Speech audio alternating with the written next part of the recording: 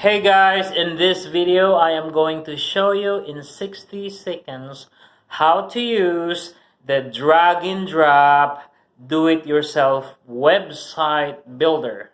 Let's go to the screen.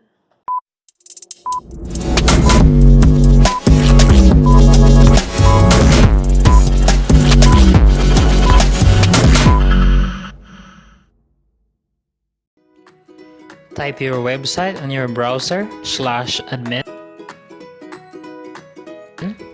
Type your user and password. Once you are in, put your text, edit your email address and your phone number, and you can start editing from the text box by clicking on the text.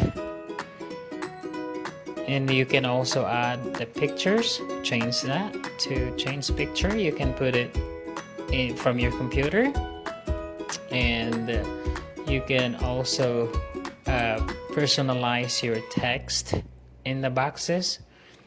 And once you personalize it, in the upper side of your browser is the publish button. Now you can see that it's live now. Here's the changes that you made. There you go.